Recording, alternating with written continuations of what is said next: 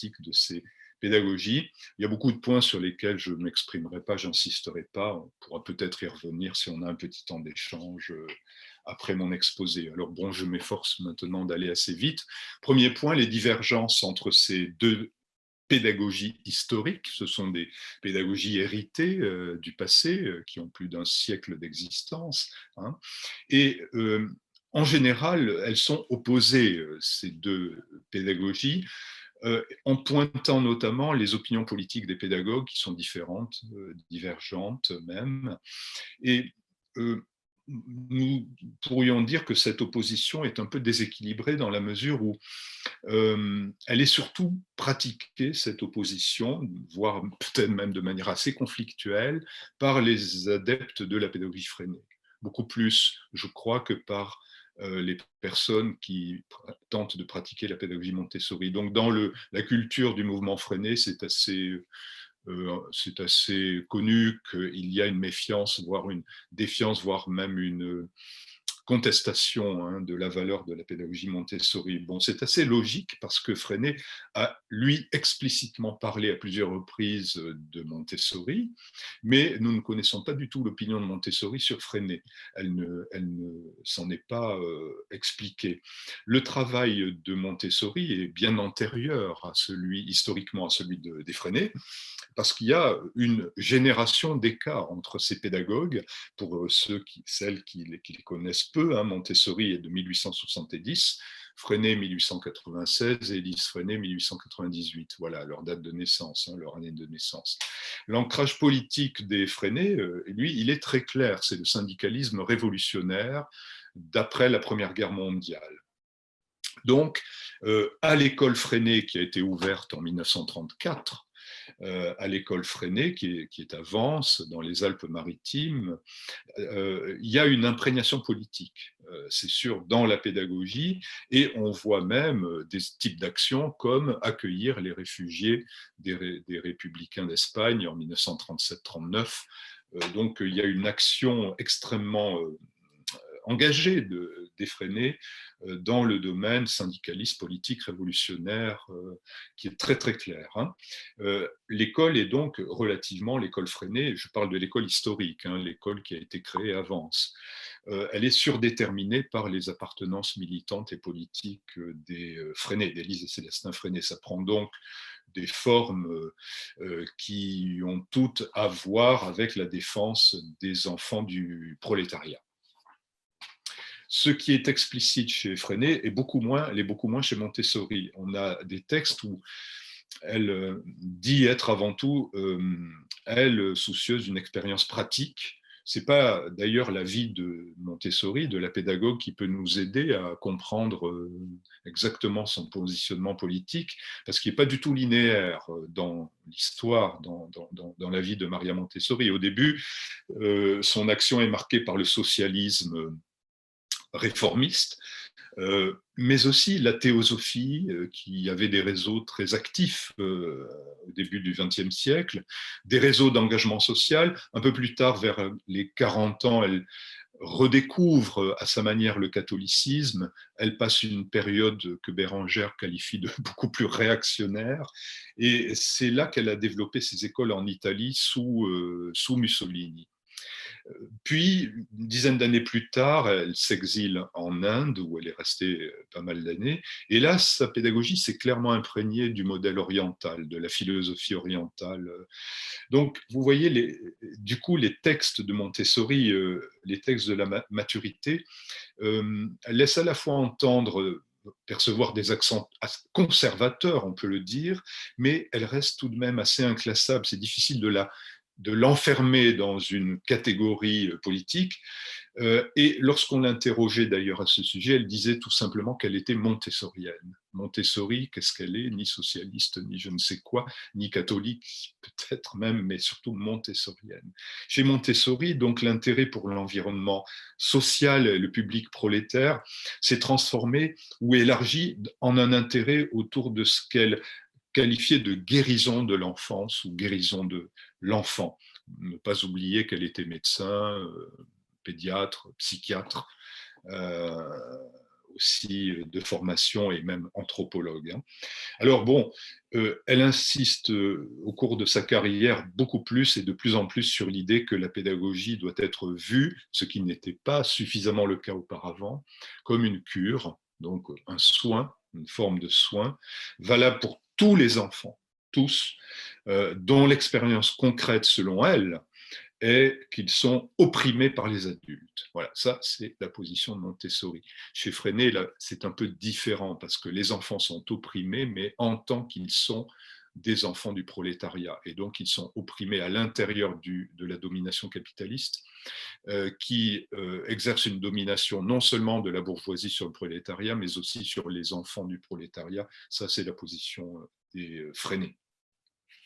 Donc, la stratégie des Freinet, elle est assez facile à comprendre, mais elle s'est modifiée après la Seconde Guerre mondiale parce que Freinet a cherché, à partir de ce moment-là, 45, 46, 47, à faire reconnaître sa pédagogie sur un spectre beaucoup plus large de praticiens, dans l'école publique, hein, il faut bien le dire, et à diffuser ses pratiques. Il a tenté de diffuser ses pratiques auprès du plus grand nombre. Donc, il tient debout de sa stratégie en créant un grand mouvement qui s'est appelé à partir de 1947 l'Institut coopératif de l'école moderne. C'est l'ICEM, c'est son mouvement. Et de l'autre bout, il tient sa propre école, créée en 1934, qui a ouvert à nouveau après la guerre. Elle avait fermé pendant la guerre. Donc l'école Freinet, l'école historique, hein, l'école expérimentale d'Élise et de Célestin Freinet avance, où là, il continue de travailler en explorant, en approfondissant ses expériences pédagogiques. Bon, donc divergence dans la conception des réseaux pédagogiques et dans le pilotage et l'organisation de ce qu'on appelle un mouvement pédagogique. Hein. Différence parce que Montessori, très tôt, dès le début du XXe siècle, dès 1908 en fait, est préoccupé par une question qui la taraude, c'est la question qu'on appelle aujourd'hui les bonnes pratiques, un terme peut-être un peu galvaudé déjà, mais sa pédagogie se diffuse très largement, très vite, celle de Montessori. Bon, il y a son voyage aux États-Unis qui lui donne une audience exceptionnelle aussi. Hein. Donc, reprise tous azimuts, la pédagogie de Maria Montessori, elle s'inquiète des déviations possibles ou des incompréhensions du sens profond de ce qui, pour elle, est la pédagogie qu'elle développe. Donc, très vite, elle a décidé de tenter de conserver cette pédagogie, conserver au sens fort, au sens d'un conservatoire, ou d'un conservateur d'archives, etc., sans que ce soit péjoratif du tout, hein, au contraire, comme Hannah Arendt disait que tout professeur était par nature un conservateur, parce que c'est le conservateur, le professeur, sa fonction c'est de conserver la culture, hein, pour qu'elle ne se disparaisse pas. Donc en protégeant les formations, c'est encore le cas aujourd'hui dans le mouvement Montessori, ça suppose d'assumer que les montessoriens, ceux qui se réclament du montessorisme, endossent un héritage pédagogique qui leur préexiste, sous la forme d'un héritage sur lequel il faut veiller et qu'il faut transmettre. De son temps et encore aujourd'hui, ça résonne conservateur et presque dogmatique. Hein. Il y a un aspect péjoratif dans ces termes. On parle aussi d'orthodoxie de façon péjorative chez Montessori. Ça donne donc un mouvement pédagogique qui fonctionne de façon assez verticale, avec peu, sans que ce soit une critique hein, de notre part, d'invention, même s'il y en a quand même, d'inventivité dans le mouvement, peu d'horizontalité, même s'il y en a quand même, mais c'est parce que les montessoriens ont besoin de points de repère dans cet héritage de l'œuvre de Montessori. Alors, il y a deux groupes. Il y a la communauté Montessori, canal historique, si je puis dire, et puis il y a tous les affiliés qui se regroupent dans diverses institutions et une nébuleuse, encore plus largement, une sorte de nébuleuse Montessori, qui a un rapport très souple à cet héritage dont je parlais tout de suite, hein, et qui peut éventuellement se tenir assez éloigné des pratiques entre guillemets orthodoxes de l'héritage. En comparaison de cela, les freinés ont une conduite très différente du mouvement. D'abord parce que dans ce mouvement, dès le départ, Freinet a tenu à une grande horizontalité entre les membres, et donc lui, même si Élise l'appelait le guide, le maître, il s'est toujours voulu un parmi d'autres, et il a toujours affirmé que toutes les idées étaient bonnes à apporter dans la discussion, en tout cas à l'intérieur du mouvement. Donc un mouvement très horizontal dans lequel il s'agit tout doucement, progressivement, de faire changer les pratiques des instituteurs de l'éducation nationale en France, en assurant de manière assez militante une co-formation des éducateurs freinés au local, parce que c'est un mouvement organisé au plan départemental principalement. Cette forme, nationale aussi bien sûr, mais de manière ascendante en quelque sorte, hein. Cette formation, donc sur le terrain, c'est une formation coopérative qui passe par des interactions concrètes avec des éducateurs expérimentés, plus anciens, qui aident les jeunes à démarrer. Donc sur ce point, l'entreprise coopérative freinétienne a été extrêmement active pour produire du matériel pédagogique. Freinet disait tout le temps que lui, il était un matérialiste pédagogique, c'est-à-dire il produisait des outils, des techniques, du matériel pour aider les enseignants dans leur classe, les instituteurs dans leur classe. Mais attention, lui-même, très tôt, s'est confronté à des pratiques coltiné, opposé à des pratiques qu'il jugeait erronées, insuffisantes ou déviantes. Et ce n'est pas nouveau, il y a toujours eu dans le mouvement Freinet une discussion sur les pratiques dans lesquelles étaient pointées des formes d'action qui n'étaient pas acceptables, je ne veux pas dire conformes, ça serait excessif, mais qui n'étaient pas acceptables ou alors qui étaient trop éloignés de l'esprit de cette pédagogie. Voilà. Donc, on trouve un profil presque inversé entre Montessori et Freinet, avec beaucoup d'horizontalité en résumé chez Freinet et assez peu d'horizontalité dans le mouvement Montessori. C'est un simple constat, ce n'est pas un jugement de valeur, bien entendu. Voilà, je passe à un deuxième point donc, que j'ai indiqué comme étant des convergences, des principes communs à ces deux pédagogies. Nous sommes beaucoup exprimés avec Bérengère Colli dans le livre à ce sujet. On a fait des impasses, hein, on a fait des choix, donc voilà, qui ont été discutés avec l'éditeur. Les convergences, les principes communs, pour nous, nous les pointons du point de vue des pratiques que nous connaissons essentiellement. Bien sûr, on les trouve dans les textes, mais nous voulions surtout que cela puisse être compréhensible du point de vue des pratiques pédagogiques dans la classe. Et la première chose que l'on peut souligner, c'est que, aussi bien pour les Freinet que pour Montessori, chacun, à sa façon, mais quand même, chacun accuse le fonctionnement que Freinet appelait scolastique de l'éducation et de l'école traditionnelle, hein, qu'on peut appeler l'école classique, l'école traditionnelle, l'héritage depuis les écoles congrégationnistes, les écoles chrétiennes, etc., depuis donc 2-3 siècles.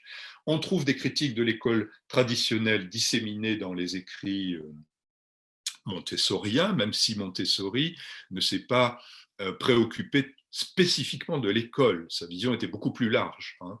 Les Freinet aussi, mais quand même, ils ont toujours gardé ce souci très fort de l'école publique, de l'école pour tous, hein. Chez Freinet, c'est plus net que chez Montessori. Elle dénonce Montessori le fait que l'école est faite pour le maître. Ça, c'est la critique majeure chez Montessori. L'école est faite pour l'enseignant, pas pour l'enfant. Et elle crée des amputés de la vitalité. L'école fabrique des handicapés de la vitalité, de l'élan vital, de la vie tout simplement qui nous traverse de manière d'abord biologique et de manière psychique, également culturelle et psychique. Donc l'école est un véritable lieu nocif pour Montessori. C'est également ce que pensaient Élise et Célestin Freinet. Élise peut-être encore plus que Freinet. Pour Montessori, il fallait promouvoir une éducation qu'elle appelait dilatatrice, qui forme des êtres indépendants, suffisamment indépendants, capables de choix, de choisir, et donc de n'obéir que librement. Plutôt que de se soumettre à une autorité qui se présente, d'être créatif et psychiquement suffisamment équilibré. Voilà quelques idées sur le programme de Montessori, le programme éducatif. Mais en même temps, sa vision de l'éducation n'est pas totalement coupée de l'héritage de l'école ancienne, dont parfois elle reprend certains objectifs ou procédés en les adaptant, en les modifiant à son esprit, à sa conception. Chez Freinet, c'est peut-être un peu plus radical le rapport à l'école traditionnelle. Il y a plus de ruptures que chez Montessori, peut-être. C'est une hypothèse, pas forcément tout à fait pertinente, mais bon. Ils sont très critiques vis-à-vis d'une école que Freinet appelle camp de concentration. On ne peut pas dire mieux. L'école, c'est un camp de concentration qui ressemble aux élevages en batterie pour les poules. C'est ce qu'il dit, par exemple, dans un texte qui s'appelle L'édit de Matthieu. Il le redit dans l'éducation du travail. On trouve chez les Freinet l'idée que l'enfant doit être au centre. C'est la grande révolution chez Freinet, l'enfant doit être au centre. Ce n'est pas une idée nouvelle, elle était déjà formulée à la fin du 19e siècle par un chercheur qui a soutenu une thèse aux États-Unis sur le fait, ce qu'on appelait la pédologie, le pédocentrisme, placer l'enfant au centre. Mais l'école classique se concentre sur des programmes, des matières à enseigner et une autorité rigide de la part du maître. C'est ce que Freinet ne supporte pas et c'est ce qu'il veut même détruire. Il n'y a pas d'hésitation à avoir sur le vocabulaire. Donc, suppression de l'estrade, suppression des manuels scolaires, suppression des leçons, comme il l'a dit dès 1925, très jeune, donc, avant même d'avoir atteint ses 30 ans, c'était son programme. Il faut retrouver le torrent de la vie chez l'enfant. Il faut que l'école aille à la rencontre de l'élan vital qui anime l'enfant, sa curiosité, son dynamisme, son esprit d'enquête, son sens des questions, des problèmes, etc. Voilà. Donc c'est le travail finalement qui est le concept peut-être pour nous un peu surprenant, mais le plus proche de l'élan vital pour Freinet. La vie en nous nous pousse au travail. Le travail, c'est ce qu'il y a de plus noble dans la vie d'un être humain. Donc l'enfant veut travailler. Et l'école l'empêche de travailler. C'est ce paradoxe, on n'a pas le temps ce soir, mais c'est ce paradoxe qu'il faudrait approfondir. L'école classique empêche les élèves de travailler. L'école reconstruite par Freinet doit rendre possible chez l'enfant son désir de travail, sa passion du travail. Voilà. Alors, j'essaie d'aller un peu rapidement sur ces convergences parce que vous les trouverez développées si cela vous intéresse dans le livre Maria Montessori, Célestin Freinet. Un autre aspect que je ne peux pas développer ce soir, c'est leur critique du jeu, des jouets, par exemple, de l'idéologie selon laquelle les enfants seraient des êtres qui veulent s'amuser tout le temps, jouer, plaisanter, s'amuser, jouer. Bon, ça, c'est une idée projetée par les adultes sur les enfants, aussi bien Montessori que Freinet le pensent. Mais la raison, c'est que ces penseurs-là, ces pédagogues, n'opposent pas le travail et le jeu. Parce qu'en fait, Freinet a plusieurs expressions, par exemple dans un ouvrage qui s'appelle L'éducation du travail, où il articule jeu et travail. Il parle du travail-jeu, du jeu-travail, mais il parle aussi du jeu hashish, par exemple, des divertissements aliénants et abrutissants. On sait quelque chose à notre époque de ce phénomène. Donc c'est une idée, le travail, qui est très proche de l'élan vital en nous, parce que le travail provoque du plaisir, de la joie, de la satisfaction. Et c'est ainsi que nous n'avons pas besoin de nous amuser, de nous distraire, car le travail ne nous fait pas peur, le travail ne nous ennuient pas. Hein. Voilà, alors là, ça c'est une question extrêmement importante qu'il faut pouvoir approfondir avec sérieux. Je passe à un troisième point maintenant qui est les différences pratiques, parce que j'essaie de ne pas être trop long, les différences pratiques entre ces façons d'agir dans le rapport aux élèves et aux enfants en général. Ce qui est commun dans les concepts, dans les notions de ces deux héritages pédagogiques, suppose une incarnation pratique. On ne peut pas en parler seulement en philosophe, seulement en historien des idées. Il faut voir dans les pratiques concrètes ce que cela veut dire. Alors, ce sont des pédagogies très spécifiques. Et il y a donc un ensemble de pratiques qui leur sont qui font leur identité, je dirais. Hein. La pédagogie, concrètement, de Maria Montessori, ça ne fait pas la même chose chez un professeur, ça ne fait pas agir un professeur de la même manière que la pédagogie chez Élise et Célestin Freinet. Hein. Il y a des différences. Il n'y a pas forcément des divergences, mais il y a des différences dans les pratiques. La première différence que l'on peut souligner, bizarrement, c'est presque une similarité parce que c'est la prégnance des outils. Dans les deux cas, la question des outils est fondamentale, mais ce ne sont pas les mêmes outils. Voilà. Hein. Donc il y a une similarité parce que c'est ce que je disais tout à l'heure que la pédagogie freinée, c'est un matérialisme pédagogique. Donc c'est un souci pour les outils et tout le monde connaît, bien sûr, les outils Montessori, les techniques Montessori, hein, les lettres rugueuses, etc. Toutes ces choses-là sont extrêmement connues. Donc les outils, ça compte énormément dans les deux cas, mais ce ne sont pas les mêmes outils. Ce sont eux les outils qui rendent possible les choix pédagogiques. On est tenu de passer par les outils. Ce ne sont pas des démarches, contrairement à ce qu'a pu dire une célèbre star de la pédagogie Montessori depuis quelque temps, qu'on voit partout dans tous les médias.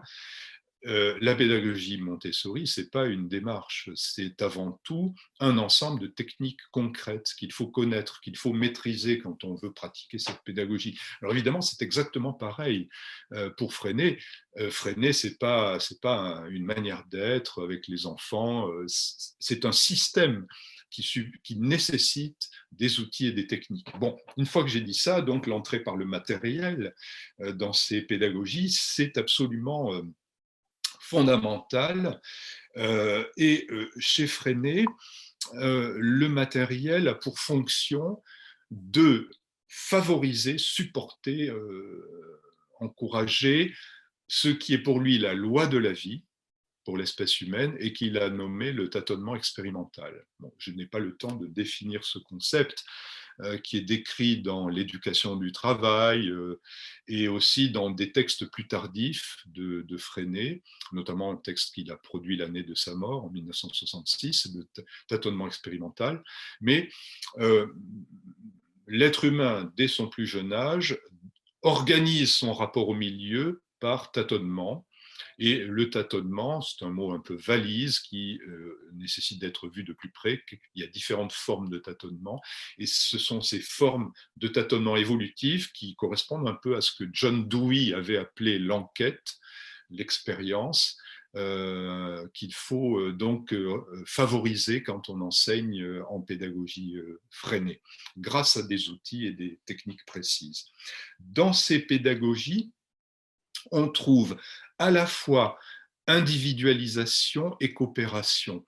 C'est mal connu chez Montessori, mais il y a un véritable souci de la culture coopérative dans la pensée de Maria Montessori. Elle s'exprime assez peu, bien sûr, sur cette question, mais quand on connaît les pratiques concrètes, on constate que le départ par individualisation du travail, conduit très rapidement à des formes d'action coopérative chez les élèves.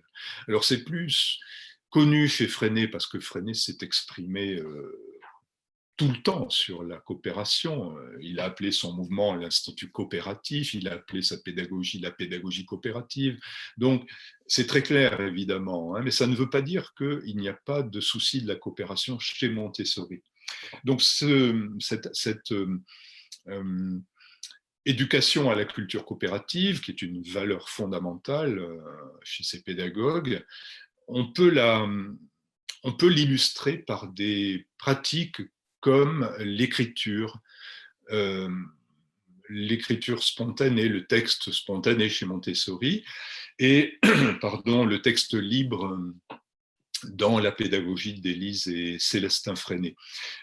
C'est très intéressant d'entrer dans ces pédagogies par l'écriture, parce que chez ces deux pédagogues qui avaient une fibre anthropologique tous les deux, il y a la conviction que l'être humain est un être, on le voit dans les grottes du néolithique, qui cherche à tracer, à produire une trace de son existence, de son être au monde. Hein.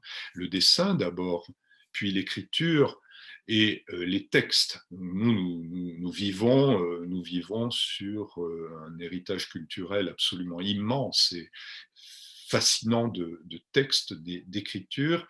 Et c'est pour cette raison, je crois qu'il faut comprendre que l'entrée dans ces pédagogies devrait, enfin ça c'est notre opinion, mais très intéressant d'entrer dans ces pédagogies par la question de l'écriture. Alors chez Freinet, ça s'appelle la méthode naturelle. D'abord les enfants dessinent, brouillonnent, font ce qu'on appelle les gribouillis, et ils vont aller très progressivement, du plus jeune âge jusqu'à 3, 4, 5, 6, 7 ans, vers l'écriture et vers le code. Ils vont entrer dans la norme de l'écriture progressivement.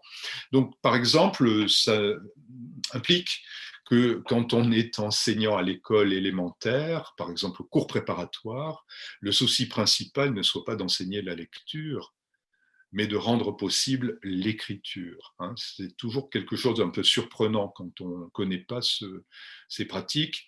Un professeur du cours préparatoire qui pratique la pédagogie de Freinet, son souci, c'est de dynamiser l'écriture chez les enfants. La lecture, ça vient avec.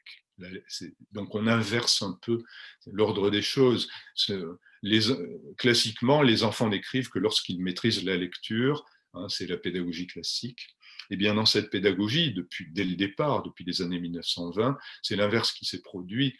Les enfants, on leur permet de tracer, de dessiner, de commencer à écrire, et c'est dans ce processus de l'écriture qu'ils découvrent l'acte de lecture. Voilà. Alors, je ne développe pas plus ce point, évidemment, que j'aimerais beaucoup pouvoir décrire et développer, mais je viens à une espèce de petite synthèse rapide, de conclusion qui n'en est pas une, très rapidement. Si on confronte ces deux pédagogies, c'est un peu l'objet, la commande hein, de cette session, les deux pédagogies, on y trouve divergence, convergence tout également, et différences pratiques, certes. Notre travail, nous, comme chercheurs, mais comme chercheurs impliqués dans l'actualité, dans les questions du temps, de notre temps, et politique aussi, notre souci, notre travail, c'est de montrer en quoi chacune de ces pédagogies, qui est un héritage de textes, de philosophie, d'archives multiples de toutes sortes, immenses, et aussi de pratiques concrètes d'enseignement et d'éducation, en quoi cet héritage actuel, qui continue d'être vivant, peut être une source de transformation pour l'école qui aujourd'hui est dans une impasse. Je pense que nous sommes nombreux à le penser, malheureusement. Alors, contrairement à la mode contemporaine qui est l'éclectisme, le mélange de tout, comme si en arrière-plan il y avait cette fameuse idée que tout est dans tout et réciproquement, c'est assez ridicule comme principe et qui ne peut pas en être un d'ailleurs. Donc non, contrairement à cette idée que l'on peut tout mélanger, nous, notre travail, ce n'est pas de tout séparer, mais c'est de faire comprendre ce que sont exactement ces pédagogies, de façon à ce que chacun, participant aussi à le comprendre, ait de bonnes raisons et de vraies raisons de choisir parce que ça lui correspond mieux, que c'est plus dans son style et dans sa manière de penser, dans son style de penser, et plus de raisons de s'orienter vers une pratique plus montessorienne ou freinétienne. Pour nous, nous les plaçons à valeur parfaitement égale. Elles sont aussi passionnantes l'une que l'autre. Et ça ne veut pas dire qu'il faut les mélanger, selon nous, ça veut dire qu'il s'agit de bien les distinguer de façon à les pratiquer le mieux possible, que ce soit l'une ou l'autre, et de s'y intéresser avec une certaine rigueur, exigence, de façon à pratiquer le plus correctement possible ces pédagogies, si on souhaite le faire, ce qui n'est pas forcément le cas, mais on peut s'y intéresser comme ça, à titre au titre de la culture, mais on peut aussi s'y intéresser parce qu'on a envie d'entrer dans les pratiques. Écoutez, je m'en tiens là, j'ai été un peu long par rapport à ce que j'aurais voulu faire. Si vous le souhaitez, en tout cas, on peut avoir un petit échange, un bref échange sur un point ou sur un autre.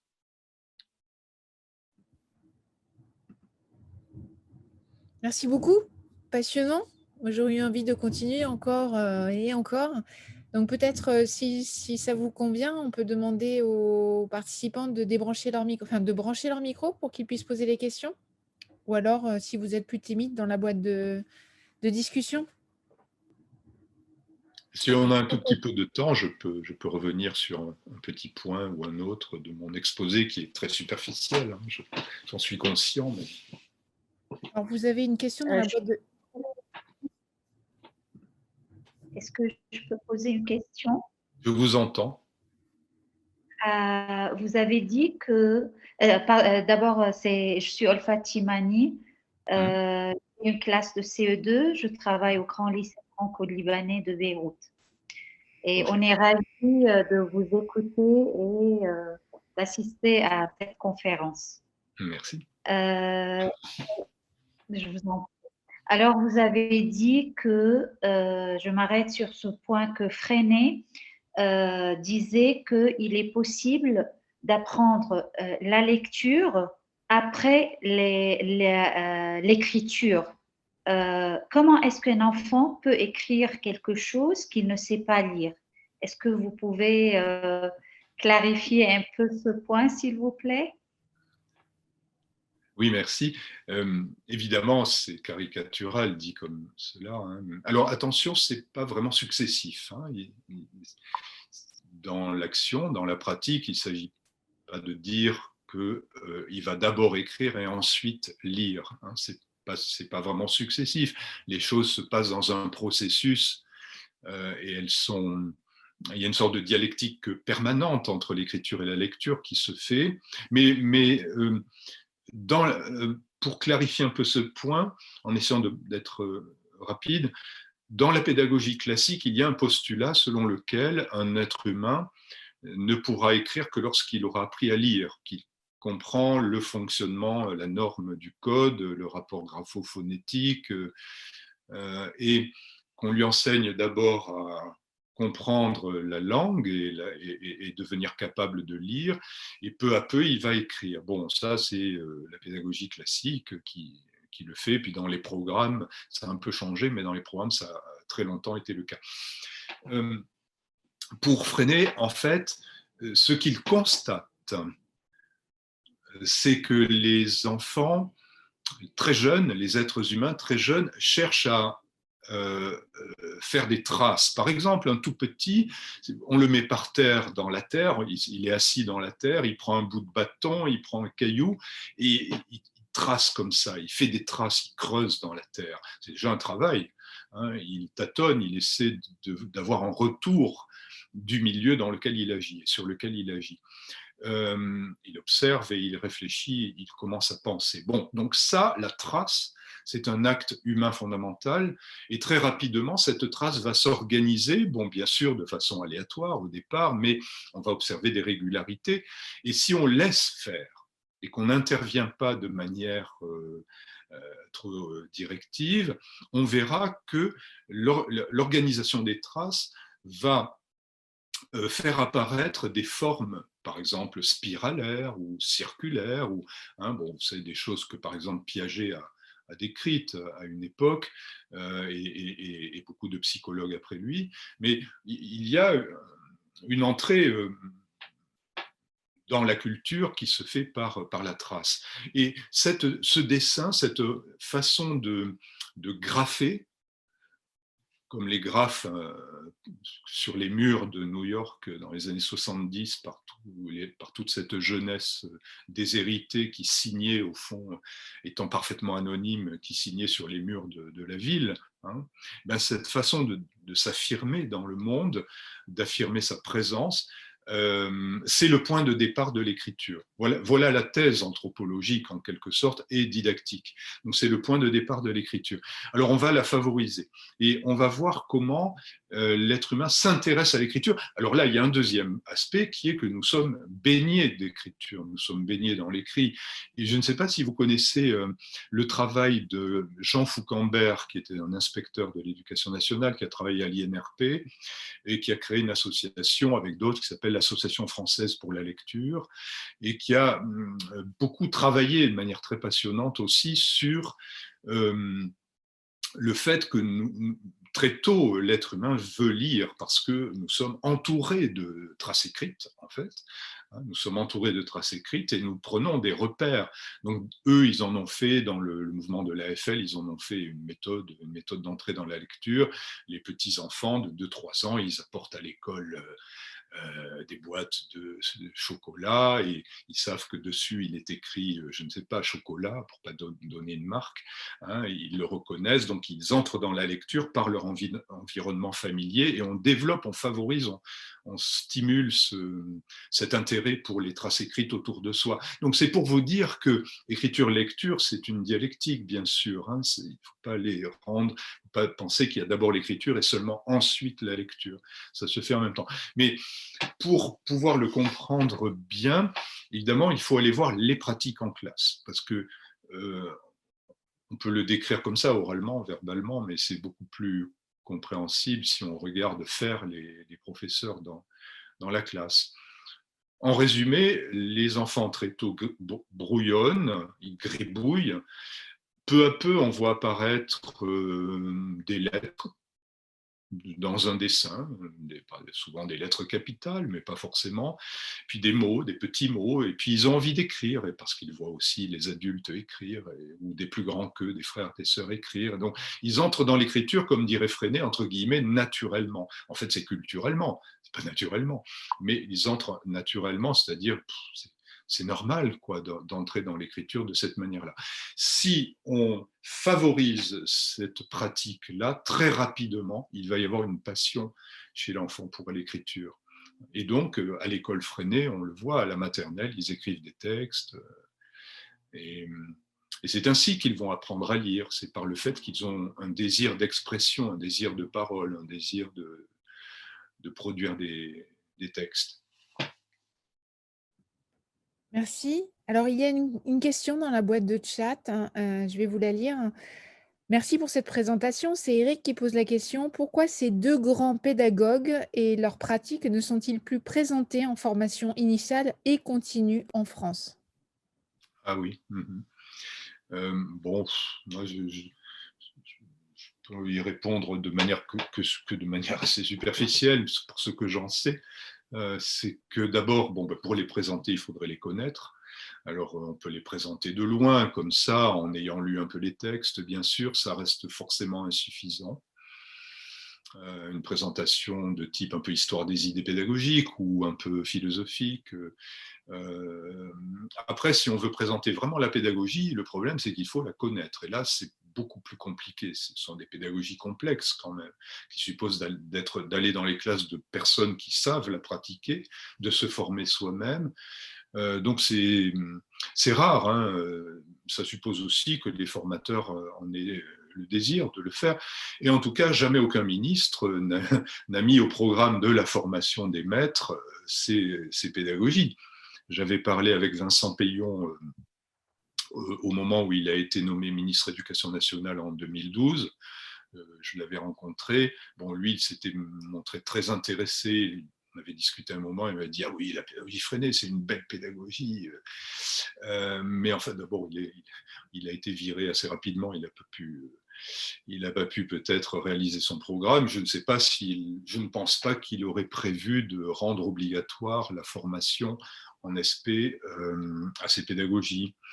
Une deuxième raison en France, c'est que, et là Bérengère Colli a mis le doigt sur ce problème, c'est que nous avons une tradition républicaine un peu rigide. Et elle peut se comprendre parce que je crois que la position du ministère, enfin de la République et de la République, qui a été longtemps, c'est peut-être plus le cas aujourd'hui, mais attentive à l'école, hein, parce que c'était c'était la République des professeurs, hein, celle de Jules Ferry. Bon, la troisième. Mais c'est que dans notre République étant laïque, bon alors elle est laïque, l'État est réticent à aller trop loin dans l'orientation des choix des gens. Et il y a une tradition de liberté pédagogique en France, qui n'avait jamais été écrite avant 2005 dans les textes, mais qui l'a été en 2005. Cette liberté pédagogique est telle que, alors on pourrait dire, on n'a aucune raison d'essayer d'orienter les jeunes professeurs vers une pédagogie plutôt que vers une autre. Bon, bien sûr, ça ne veut pas dire qu'il faut passer sous silence l'existence de certaines pédagogies. Mais alors là, ça renvoie à mon premier point. Pour présenter ces pédagogies, il faut les connaître. Et les formateurs, comme disait déjà Robespierre à propos des éducateurs du peuple, il faut qu'un éducateur soit éduqué. Quand on prétend éduquer quelqu'un, il faut être soi-même éduqué. Alors, si on veut présenter la pédagogie Montessori, il faut déjà soi-même la connaître. Hein. Vous voyez le problème, quoi, la difficulté. Alors peut-être une dernière question. Oui. Que pensez-vous du système Steiner en comparaison à Montessori et Freinet? Bon, là, alors précisément, moi, je ne le connais pas assez, donc je vais m'appliquer à moi-même ce que je viens de dire. Je ne peux pas prétendre parler de Steiner, je connais trop peu, je connais très peu Steiner, à la fois les textes que je connais peu, et puis la pratique que je ne connais pas du tout. Par contre, je n'ai pas eu l'occasion d'assister et de participer à des pratiques de classe Steiner. Bon, j'ai rencontré le mouvement Steiner, j'ai eu des occasions de faire des conférences avec des praticiens Steiner. J'ai un collègue qui connaît bien Steiner, donc voilà, je vois à peu près, mais je ne peux pas m'exprimer de manière pertinente sur Steiner. Ce que je peux dire, comme tout le monde, sur le titre personnel, comme chacun de nous peut le dire, c'est que je pense qu'il, comme pour Freinet, comme pour Montessori, et donc comme pour Steiner et comme pour d'autres, je pense il faut quand même être prudent avec certaines déclarations qui sont à notre époque, qui circulent très rapidement dans certains médias, de critiques acerbes contre, par exemple, Steiner. À mon avis, c'est pas si simple. Il y a beaucoup de critiques de Steiner lui-même et des pratiques Steiner qui sont peut-être certaines justifiées, moi je ne le sais pas, et d'autres qui le sont peut-être moins, parce que les textes étant insuffisamment connus ou interprétés de manière trop rapide et superficielle. Hein, c'est comme lorsque l'on dit Montessori était fasciste. Ça, c'est pas possible de dire ça quand on connaît les textes. C'est erroné. Et donc sur Steiner, c'est pareil. Est-ce qu'il était hitlérien? Je crois que c'est rapide. Est-ce qu'il était antisémite? C'est un peu rapide, même si certains textes peuvent être déroutant. Donc voilà, je crois que si l'on s'intéresse à certains pédagogues, il faut vraiment prendre le temps d'aller lire, rencontrer ceux qui pratiquent, et avant d'avoir un jugement à l'emporte-pièce en disant Steiner c'est une secte. Quand je suis allé en Allemagne, j'ai vu des écoles Steiner, ça avait l'air assez sérieux ce que l'on y faisait. Vous voyez, donc ensuite, tout dépend de l'établissement lui-même. Parce que que quelqu'un dise je fais de la pédagogie Freinet, moi je demande à voir. Il y a une différence entre ce qui se passe à l'école Freinet avance et puis ce qui peut se passer dans une autre classe, d'un autre professeur. Vous voyez, donc c'est difficile de juger en général aussi comme ça. Voilà, une réponse pas très utile, mais je ne peux pas en dire plus. Bien, moi, je vais, au nom de l'organisation, les classes inversées et puis la mission laïque française, vous remercier chaleureusement, en fait, pour vos apports. Je me suis permise de glisser votre ouvrage dans la zone de chat. Si certains veulent aller plus loin, continuer à creuser les questions, que vous avez commencé à soulever. Voilà, vous avez des merci qui pleuvent dans la boîte de chat, pour le temps que vous nous avez accordé et pour, les Avec contenus. plaisir, Très très inspirant. réciproque. Merci à tout le monde, merci à vous personnellement, merci à Alexandre Batté, merci à vous pour cette rencontre.